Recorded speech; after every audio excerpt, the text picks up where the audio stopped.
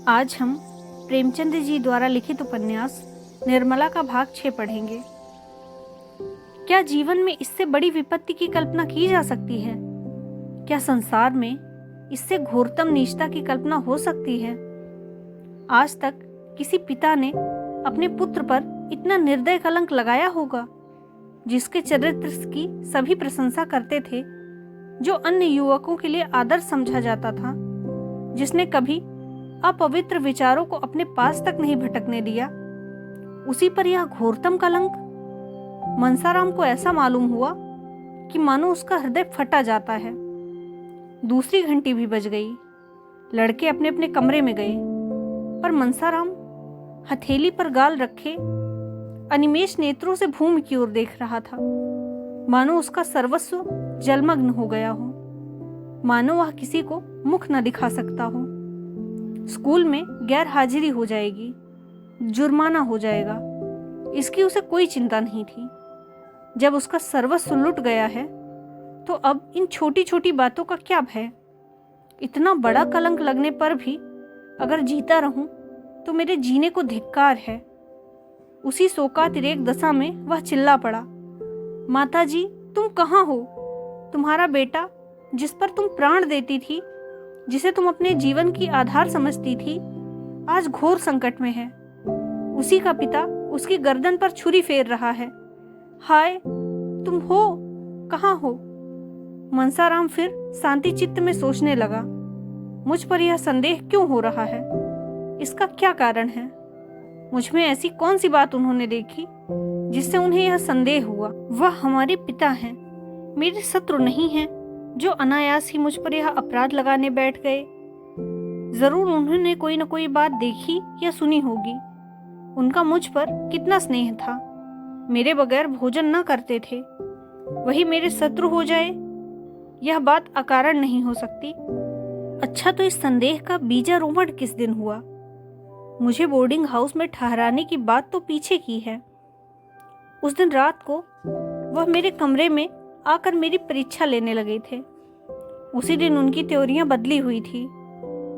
उस दिन ऐसी कौन सी बात हुई जो अप्रिय लगी हो? मैं नई अम्मा से कुछ खाने को मांगने गया था। बाबूजी उस समय वहां बैठे थे। हाँ, अब याद आती है। उसी वक्त उनका चेहरा तमतमा गया था। उसी दिन से नई अम्मा ने मुझसे पढ़ना भी छोड़ दिया था।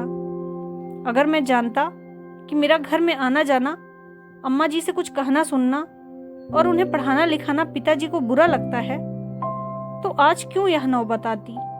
और नई अम्मा, उन पर क्या बीत रही होगी?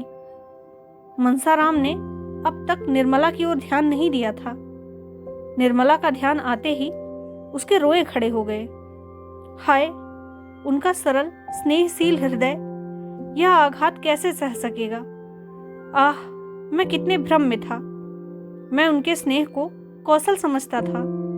मुझे क्या मालूम था कि उन्हें पिताजी का भ्रम शांत करने के लिए मेरे प्रति इतना कटु व्यवहार करना पड़ता है। आह, मैं उन पर कितना अन्याय किया। उनकी दशा तो मुझसे भी खराब हो रही होगी। मैं तो यहाँ चला आया, मगर वह कहाँ जाएंगी? जिया कहता था उन्होंने 2 दिन से भोजन नहीं किया, हरदम रोया करती हैं। कैसे जाकर समझाऊं वह इस अभागे के पीछे क्यों अपने सिर पर विपत्ति ले रही हैं? वह बार बार मेरा हाल पूछती हैं, क्यों बार बार मुझे बुलाती हैं? कैसे कह दूं कि माता, मुझे तुमसे जरा भी शिकायत नहीं, मेरा दिल तुम्हारी तरफ से साफ है। वह अब भी बैठी रो रही होंगी। कितना बड़ा अनर्थ है। बाबूजी को यह क्या हो रहा है? क्या इसलिए विवाह किया था? एक बालिका की हत्या करने के लिए उसे ले आए थे? इस कोमल पुष्प को मसल डालने के लिए तोड़ा था? उनका उद्धार कैसे होगा? उस निरपराधिनी का मुख कैसे उज्जवल होगा? उन्हें केवल मेरे साथ स्नेह का व्यवहार करने के लिए यह दंड भुगतना पड़ा। उनकी सज्जनता का उन्हें यह उपहार मिला। मैं उन्हें इस प्रकार निर्दय आघात सहते देखकर बैठा रहूंगा? अपनी मान रक्षा के लिए ना सही, उनकी आत्मरक्षा के लिए इन प्राणों का बलिदान करना पड़ेगा। इसके सिवाय उद्धार का कोई उपाय नहीं। आह, दिल में कैसे कैसे अरमान थे, वो सब खाक में मिला देने होंगे। एक सती पर संदेह किया जा रहा है और मेरे कारण मुझे अपने प्राणों से उनकी रक्षा करनी होगी। यही मेरा कर्तव्य है, इसी में सच्ची वीरता है। माता, मैं अपने रक्त से इस कालमिया को धो दूंगा। इसी में मेरा और तुम्हारा दोनों का कल्याण है। वह दिन भर इन्हीं विचारों में डूबा रहा। शाम को उसके दोनों भाई आकर घर चलने के लिए आग्रह करने लगे। सियाराम, चलते क्यों नहीं हो? मेरे भैया जी, चलो ना। मनसाराम, मुझे फुर्सत नहीं है कि तुम्हारे कहने से चला चलूं। जियाराम, आखिर कल तो इतवार ही है। मनसाराम, इतवार को भी काम है। जियाराम, अच्छा कल आओगे ना? मनसाराम, नहीं, कल मुझे मैच में जाना है। सियाराम, अम्मा जी मूंग के लड्डू बना रही हैं, ना चलोगे तो एक भी ना पाओगे। हम तुम मिल के खाएंगे, चलो। जिया इन्हें ना देंगे।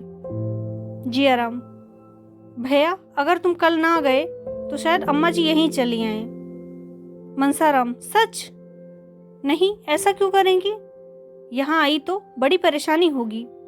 तुम कह देना वह कहीं मैच देखने गए हैं। जियाराम, मैं झूठ क्यों बोलने लगा? मैं कह दूंगा कि वह मुंह फुलाए बैठे थे। देख लेना, उन्हें साथ लाता ही आऊंगा। सियाराम, हम कह देंगे कि आज पढ़ने नहीं गए हैं, पड़े पड़े सोते रहे। मनसाराम ने इन दूतों को कल आने का वादा करके गला छुड़ाया। जब दोनों चले गए तो फिर इस चिंता में डूब गए। रात भर उसने करवटें बदली। छुट्टी का दिन भी बैठे बैठे कट गया। उसे दिन भर शंका होती रहती थी कि कहीं अम्मा जी सचमुच न चली आए। किसी गाड़ी की खड़खड़ाहट सुनता तो उसका कलेजा धक धक करने लगता। कहीं आ तो नहीं गई हैं? छात्रालय में एक छोटा सा औषधालय था। एक डॉक्टर साहब संध्या समय 1 घंटे के लिए आ जाया करते थे। अगर कोई लड़का बीमार होता तो उसे दवा देते। आज वह आए तो मनसाराम को सोचता हुआ उनके पास जाकर खड़ा हुआ। वह मनसाराम को अच्छी तरह जानते थे। उसे देखकर आश्चर्य से बोले, यह तुम्हारी हालत है? तुम तो मानो गले जा रहे हो। कहीं बाजार का चस्का नहीं पड़ गया? आखिर तुम्हें हुआ क्या है? जरा यहाँ तो आओ। मनसाराम ने मुस्कुराते हुए कहा, मुझे जिंदगी का रोग है। आपके पास इसकी कोई दवा है? डॉक्टर, मैं तुम्हारी परीक्षा करना चाहता हूँ। तुम्हारी सूरत ही बदल गई है, पहचाने भी नहीं जाते। यह कहकर उन्होंने मनसाराम का हाथ पकड़ लिया और छाती, पीठ, आंखें, जीभ सब बारी बारी से देखी। तब चिंतित होकर बोले, वकील साहब से मैं आज ही मिलूंगा। तुम्हें थाइसिस हो रही है। सारे लक्षण उसी के हैं। मनसाराम ने बड़ी उत्सुकता से पूछा, तो कितने दिन में काम तमाम हो जाएगा डॉक्टर साहब? डॉक्टर, कैसी बातें करते हो जी? मैं वकील साहब से मिलकर तुम्हें किसी पहाड़ी जगह भेजने की सलाह दूंगा। ईश्वर ने चाहा तो बहुत जल्दी ठीक हो जाओगे। बीमारी अभी पहले स्टेज में ही है। मनसाराम, तब तो अभी 1-2 साल की देर मालूम होती है। मैं तो इतना इंतजार कर नहीं सकता। सुनिए, मुझे थाइसिस वाइसिस कुछ नहीं है, न कोई दूसरी शिकायत है। आप बाबूजी को नाहक तरदुर्द में न डालिएगा। इस वक्त मेरे सिर में दर्द है, कोई दवा दीजिए। कोई ऐसा दवा हो जिससे नींद भी आ जावे। मुझे 2 रातों से नींद नहीं आई। डॉक्टर ने जहरीली दवाइयों की अलमारी खोली और शीशी से थोड़ी सी दवा निकालकर मनसाराम को दी। मनसाराम ने पूछा, यह तो कोई जहर है, भला इसे कोई पी ले तो मर जाए? डॉक्टर, नहीं, मर तो नहीं जाए, पर सिर में चक्कर जरूर आ जाए। मनसाराम, कोई ऐसी दवा भी है इसमें जिसे पीते ही प्राण निकल जाए? डॉक्टर, ऐसी 1-2 नहीं, कितनी ही दवाएं हैं। यह जो शीशी देख रहे हो, इसकी 1 बूंद भी पेट में चली जाए तो जान ना बचे, आनन फानन में मौत हो जाए। मनसाराम, क्यों डॉक्टर साहब, जो लोग जहर खा लेते हैं उन्हें बड़ी तकलीफ होती होगी। डॉक्टर, सभी जहरों में तकलीफ नहीं होती। बाजे तो ऐसे होते हैं कि पीते ही आदमी ठंडा हो जाता है। यह शीशी इसी किस्म की है। इसे पीते ही आदमी बेहोश हो जाता है, फिर इसे होश ही नहीं आता। मनसाराम ने सोचा, तब तो प्राण देना बहुत आसान है, फिर क्यों लोग इतना डरते हैं। यह शीशी कैसे मिलेगी? अगर दवा का नाम पूछकर शहर के किसी दवा फरोश से लेना चाहूं तो वह कभी न देगा। इसे मिलने से कोई दिक्कत नहीं। यह तो मालूम हो गया है कि प्राणों का अंत बड़ी आसानी से किया जा सकता है। मनसाराम इतना प्रसन्न हुआ मानो कोई इनाम पा गया हो। उसके दिल पर से एक बोझ सा हट गया। चिंता की मेघ राशि जो सिर पर मंडरा रही थी छिन्न भिन्न हो गई। महीनों बाद आज उसे एक स्फूर्ति का अनुभव हुआ। लड़के थिएटर देखने जा रहे थे। निरीक्षक से आज्ञा ले ली थी। मनसाराम भी उनके साथ थिएटर देखने चला गया। ऐसा खुश था मानो उससे ज्यादा सुखी जीव संसार में कोई नहीं है। थिएटर में नकल देखकर तो वह हंसते हंसते लौट गया।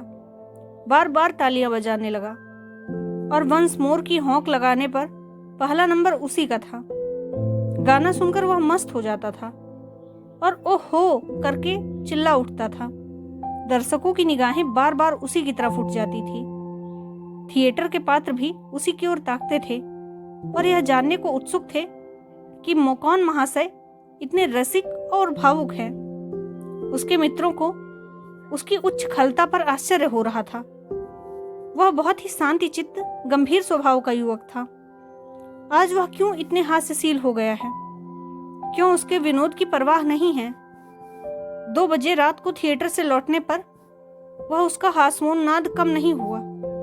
उसने एक लड़के की चारपाई उलट दी, कई लड़कों को कमरे के द्वार पर ही बंद कर दिया और उन्हें भीतर से खटखट करते सुनकर हंसता रहा।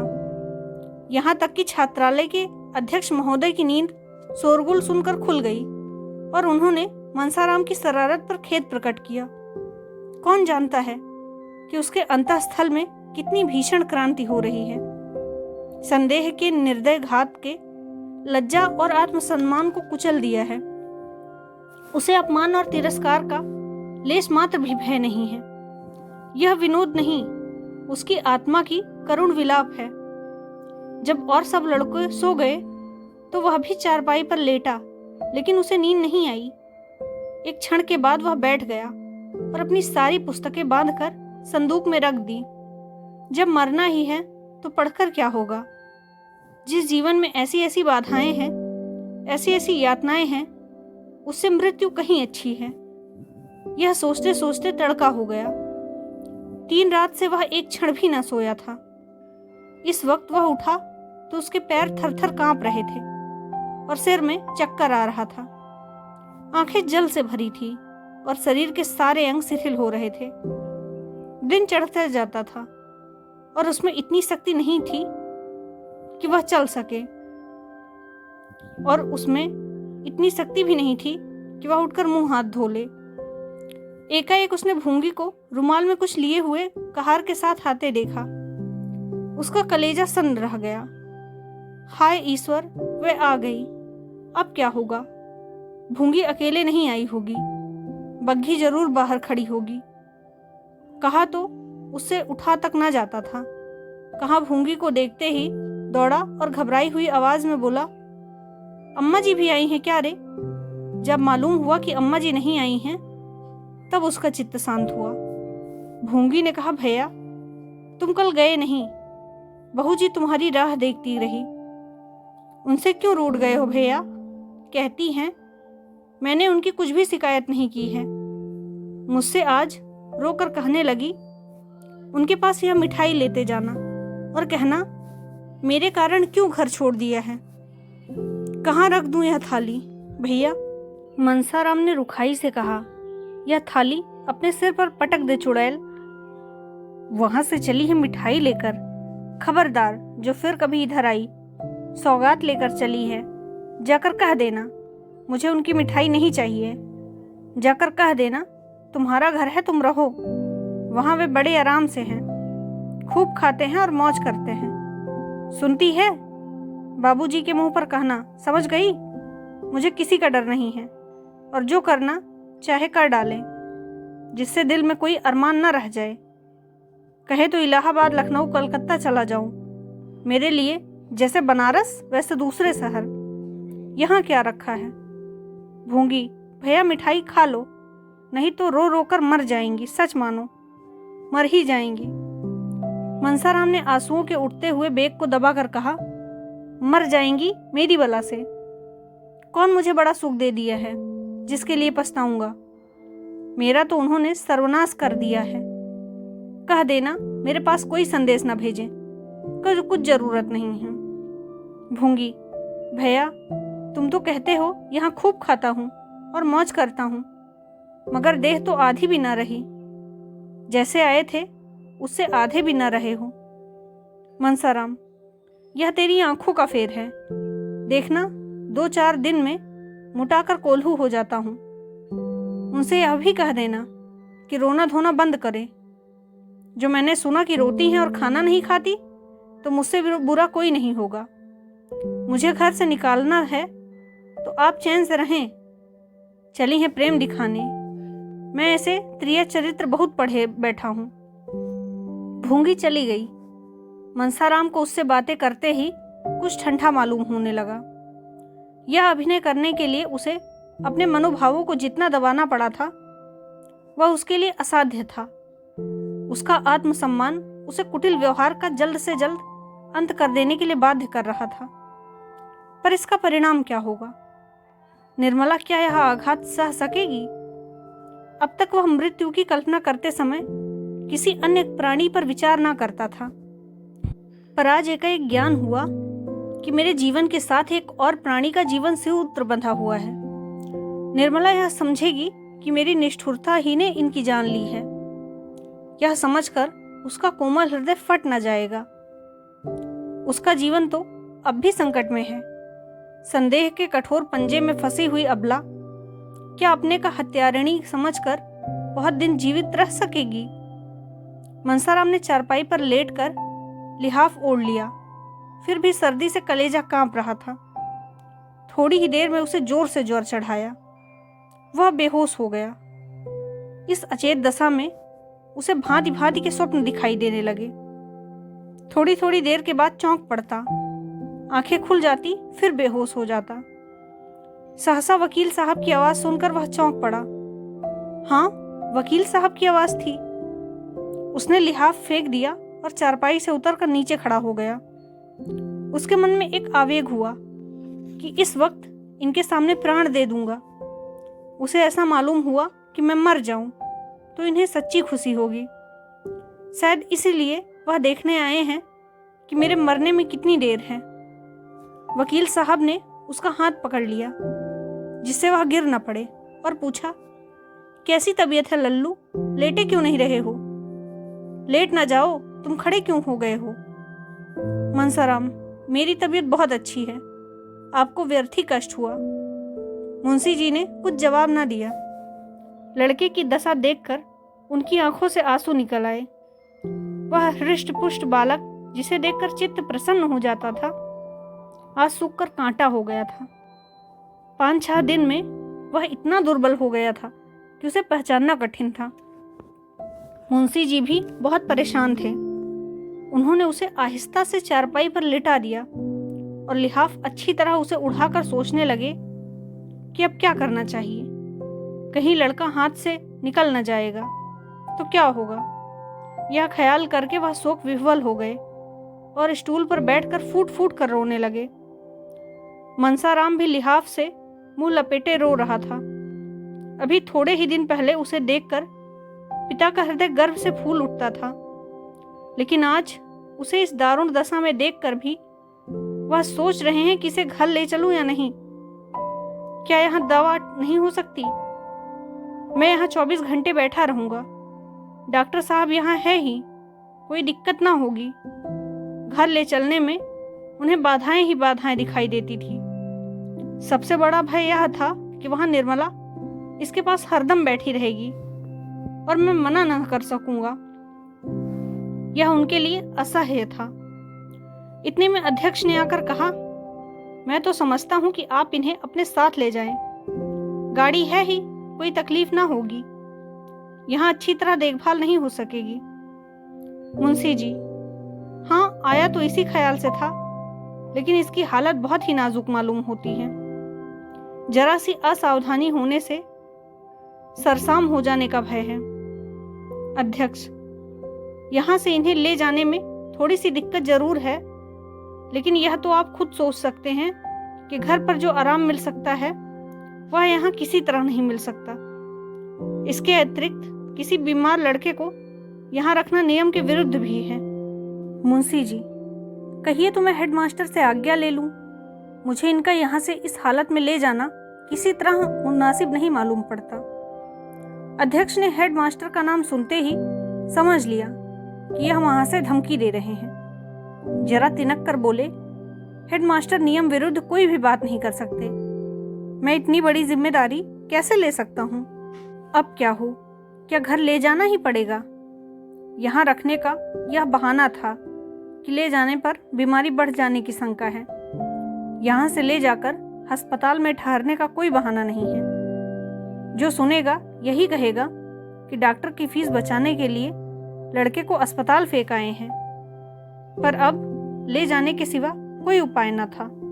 अगर अध्यक्ष महोदय इस वक्त रिश्वत लेने को तैयार हो जाते तो शायद 2-4 साल का वेतन ले लेते, लेकिन कायदे के पाबंद लोगों में इतनी बुद्धि, इतनी चतुराई कहाँ।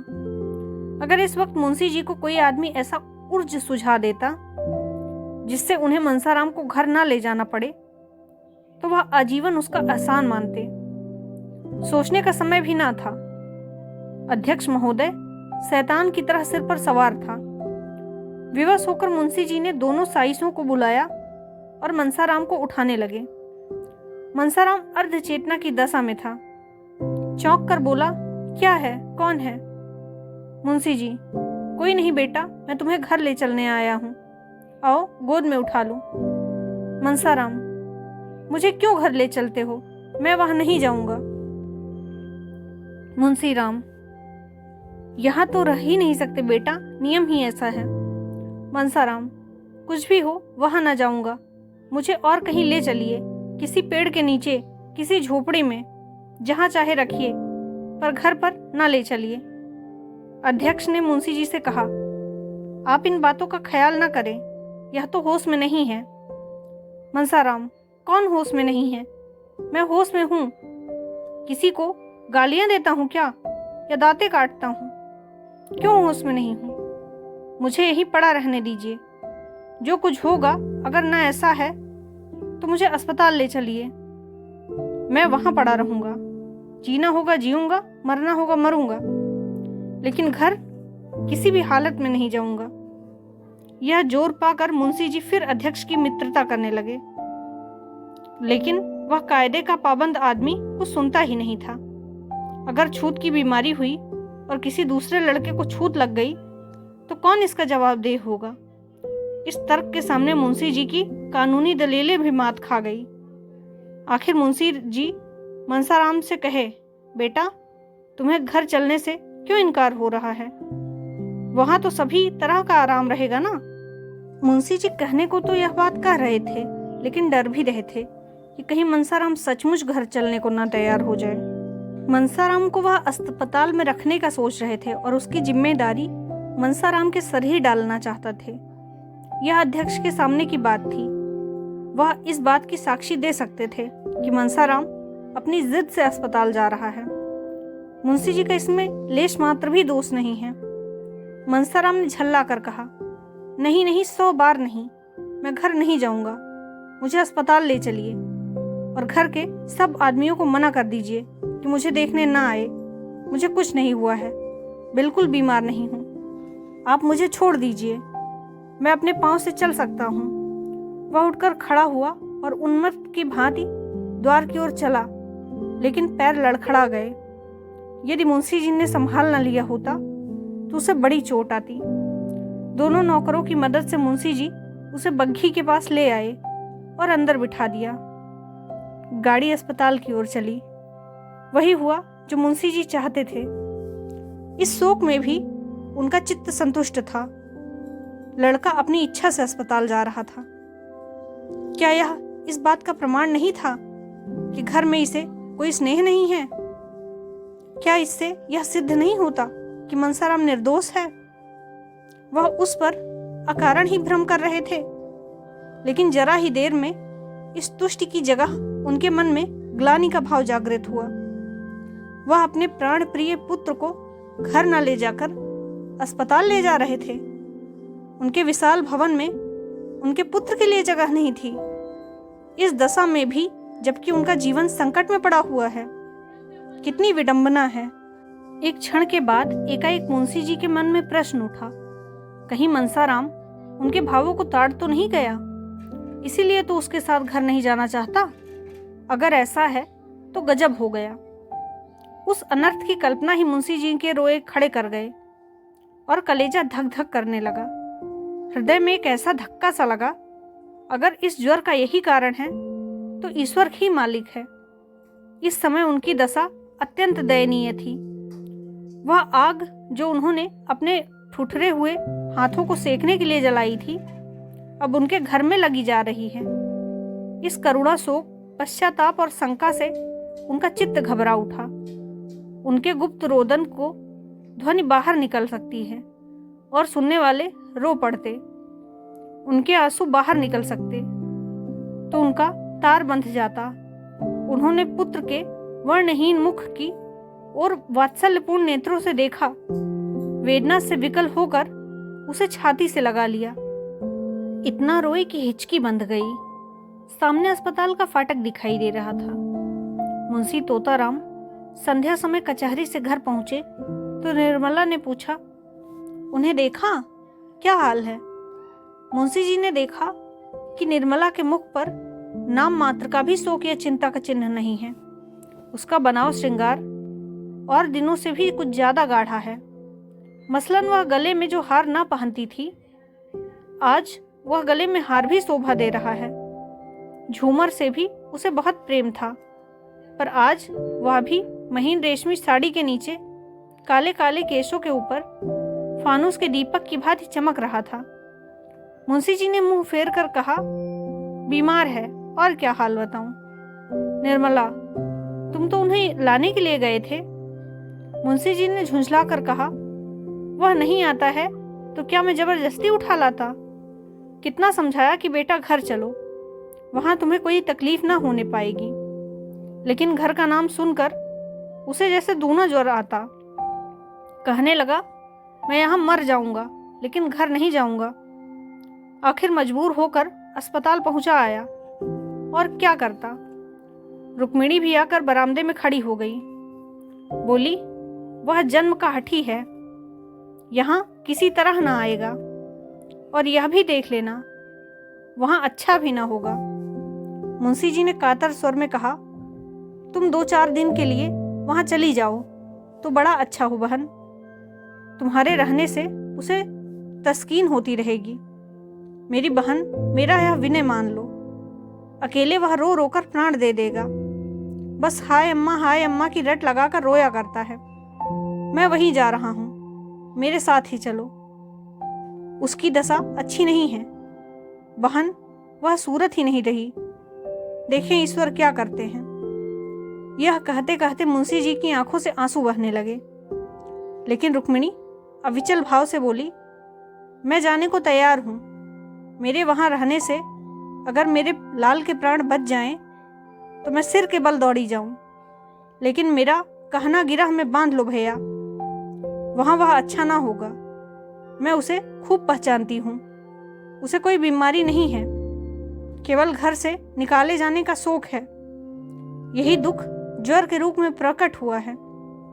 तुम एक नहीं लाख दवा करा लो, सिविल सर्जन को ही क्यों न दिखाओ, उसे कोई दवा असर नहीं करेगी। मुंशी जी, बहन, उसे घर से निकाला किसने है? मैं तो केवल उसकी पढ़ाई के ख्याल से उसे वहां भेज रहा था। रुक्मिणी, तुमने चाहे जिस ख्याल से भेजा हो, लेकिन यह बात उसे लग गई। मैं तो अब किसी गिनती में ही नहीं हूं। मुझे किसी बात में बोलने का कोई अधिकार नहीं। मालिक तुम, मालकिन तुम्हारी स्त्री। मैं तो केवल तुम्हारी रोटियों पर पड़ी हुई अभागन विधवा हूं। मेरी कौन सुनेगा और कौन परवाह करेगा? लेकिन बिना बोले रहे नहीं जाता। मनसा तभी अच्छा होगा जब वह घर आएगा और तुम्हारा हृदय वही हो जाएगा जो पहले था। यह कहकर रुक्मिणी वहां से चली गई। उनकी ज्योतिहीन पर अनुभवपूर्ण आंखों के सामने जो चरित्र हो रहे थे उनका रहस्य वह खूब समझती थी और उनका सारा क्रोध निरपराधिनी निर्मला पर ही उतरता था। इस समय भी वह कहते कहते रुक गई कि जब तक यह लक्ष्मी इस घर में रहेंगी इस घर की दशा बिगड़ती ही जाएगी। उसको प्रकट रूप से ना कहने पर भी उसका आशय मुंशी जी से छिपा नहीं रहा। उनके चले जाने पर मुंशी जी ने सिर झुका लिया और सोचने लगे उन्हें अपने ऊपर इस समय इतना क्रोध आ रहा था कि दीवार से सिर पटकते और प्राणों का अंत कर दें। उन्होंने क्यों विवाह किया था? विवाह करने की जरूरत ही क्या थी? ईश्वर ने उन्हें एक नहीं 3 पुत्र दिए थे। उनकी अवस्था भी 50 के लगभग पहुंच गई थी। फिर उन्होंने यह विवाह क्यों किया? क्या इसी बहाने ईश्वर को उनका सर्वनाश करना था? उन्होंने सिर उठाकर एक बार निर्मला को सहसा और निश्चल मूर्ति की तरफ देखा और अस्पताल चले गए। निर्मला की साहस छवि से उनका चित्त शांत कर दिया था। आज कई दिनों में उन्हें शांति मयस्सर हुई थी। प्रेम पीड़ित हृदय इस दशा में क्या इतना शांत और अविचल रह सकता है? नहीं, कभी नहीं। हृदय की चोट भाव कौशल से नहीं छिपाई जा सकती। उनके चित्त की दुर्बलता पर इस समय उन्हें अत्यंत क्षोभ हुआ। उन्होंने अकारण ही संदेह को हृदय में स्थान देकर इतना अनर्थ किया। मनसाराम की ओर से उनका मन निशंक हो गया था। हाँ, उसकी जगह अब एक नई शंका उत्पन्न हो गई थी कि क्या मनसाराम भाप तो नहीं गया? क्या भाप कर ही तो घर आने से इनकार नहीं कर रहा? अगर वह भाप गया है तो महान अनर्थ हो जाएगा। इसकी कल्पना से ही उनका मन दहल उठा। उनकी देह की सारी हड्डियां मानो इस हाहाकार पर पानी डालने के लिए व्याकुल हो उठी। उन्होंने कोचवान से घोड़े को तेज चलाने के लिए कहा। आज कई दिनों के बाद उनके हृदय मंडल पर छाया हुआ सघन फटा जा रहा था और प्रकाश की लहरें अंदर से निकलने के लिए व्यग्र हो रही थी। उन्होंने बाहर सिर निकालकर देखा, कोचवान सो तो नहीं रहा है। गाड़ी की चाल उन्हें इतनी मंदी कभी नहीं मालूम हुई। अस्पताल पहुंचकर वह लपके हुए मनसाराम के पास गए। देखा तो डॉक्टर साहब उसके सामने चिंता में मग्न खड़े थे। मुंशी जी के हाथ पांव फूल गए। मुंह से शब्द ना निकल सका। भरभराई हुई आवाज में बड़ी मुश्किल से बोले, क्या हाल है डॉक्टर साहब? यह कहते कहते वह रो पड़े। जब डॉक्टर साहब को उनके प्रश्न का उत्तर देने में एक क्षण का विलंब हुआ तब तो उनके प्राण नहीं समा रहे थे। उन्होंने पलंग पर बैठकर अचेत बालक को गोद में उठा लिया और बालक की भांति सिसक सिसक कर रोने लगे। मनसा की देह तवे की तरह जली जा रही थी। मनसाराम ने एक बार आंखें खोली। आह, कितनी भयंकर और उसके साथ ही कितनी दीन दृष्टि थी। मुंशी जी ने बालक को कंठ से लगाकर डॉक्टर से पूछा, क्या हाल है साहब, आप चुप क्यों हैं? डॉक्टर ने संदिग्ध स्वर से कहा, हाल जो कुछ है आप देख ही रहे हैं। 106 डिग्री का ज्वर है। और क्या बताऊं, अभी ज्वर का प्रकोप बढ़ता ही जाता है।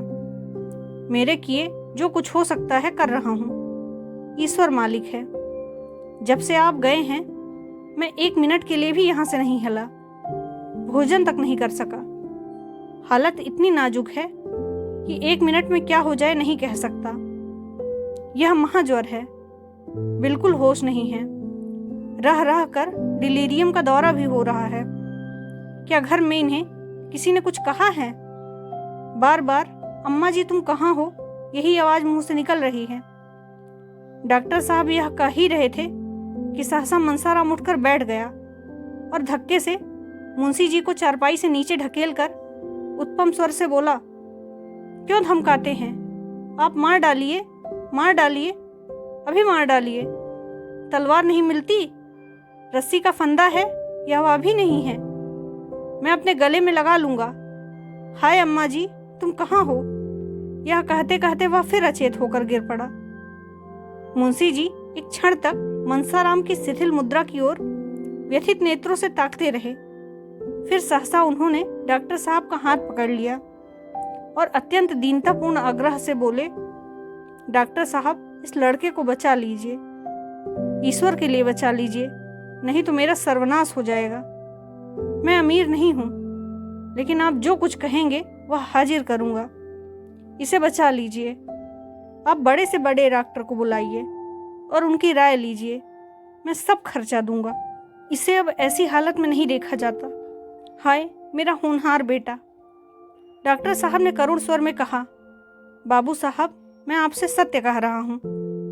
मैं इनके लिए अपनी तरफ से कोई बात उठा नहीं रख सकता। अब आप दूसरे डॉक्टरों से सलाह लेने को कहते हैं। अभी डॉक्टर लाहिरी, डॉक्टर भाटिया और डॉक्टर माथुर को बुलाता हूँ। विनायक शास्त्री को भी बुलाए लेता हूँ, लेकिन मैं आपको व्यर्थ का आश्वासन नहीं देना चाहता। हालत नाजुक है। मुंशी जी ने रोते हुए कहा, नहीं डॉक्टर साहब, यह शब्द मुंह से ना निकालिए। हाल इसके दुश्मनों का नाजुक हो। ईश्वर मुझ पर इतना कोप ना करेंगे। आप कलकत्ता, बंबई सब डॉक्टरों को तार भेजिए। मैं जिंदगी भर आपकी गुलामी करूंगा। यही मेरे लिए कुल दीपक है, यही मेरे जीवन का आधार है। मेरा हृदय फटा जा रहा है। कोई ऐसी दवा दीजिए जिससे इसे होश आ जाए। मैं जरा अपने कानों से उसकी बातें सुनूं, जानूं कि उसे क्या कष्ट हो रहा है। हाय मेरा बच्चा। डॉक्टर, आप जरा दिल को तस्कीन दीजिए। आप बुजुर्ग आदमी हैं। यूं हाय हाय करने और डॉक्टरों की फौज जमा करने से कोई नतीजा नहीं होता। आप तो खुद ही बदहवास हुए जाते हैं। मुंशी जी, अच्छा डॉक्टर साहब, मैं अब ना बोलूँगा, जबान तब तक ना खोलूँगा। आप जो चाहें करें, बच्चा अब आपके हाथ में है। आप ही उसकी रक्षा कर सकते हैं। मैं इतना ही चाहता हूँ कि जरा इसे होश आ जाए, मुझे पहचान ले, मेरी बातें समझने लगे। क्या कोई ऐसी संजीवनी बूटी नहीं है? मैं इससे 2-4 बातें कर लेता। यह कहते कहते मुंशी जी आवेश में आकर मनसाराम से बोले, बेटा जरा आंखें खोलो, कैसा जी है? मैं तुम्हारे पास बैठा रो रहा हूँ। मुझे तुमसे कोई शिकायत नहीं है। मेरा दिल तुम्हारी ओर से साफ है। डॉक्टर, फिर आपने अनर्गल बातें करनी शुरू की। अरे साहब, आप बच्चे नहीं हैं, बुजुर्ग हैं, जरा धैर्य से काम लीजिए। मुंशी जी, अच्छा डॉक्टर साहब, अब ना बोलूँगा, खता हुई, आप जो चाहें कीजिए। मैंने सब कुछ आप पर छोड़ दिया है। कोई ऐसा उपाय नहीं जिससे मैं इसे इतना समझा सकूं कि मेरा दिल साफ है। आप ही कह दीजिए डॉक्टर साहब, कह दीजिए। तुम्हारा अभागा पिता बैठा रो रहा है। उसका दिल तुम्हारी तरफ से बिल्कुल साफ है। उसे कुछ भ्रम हुआ था, वह अब दूर हो गया है। बस इतना ही कह दीजिए। मैं और कुछ नहीं चाहता हूँ। मैं चुपचाप बैठा हूँ, जबान को नहीं खोलता, लेकिन आप इतना ज़रूर कह दीजिए।